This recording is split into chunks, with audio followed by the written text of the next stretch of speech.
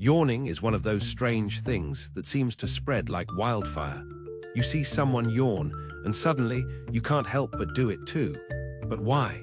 Scientists believe it's linked to empathy and social bonding. When we see someone yawn, our brains mirror their actions, creating a subconscious connection.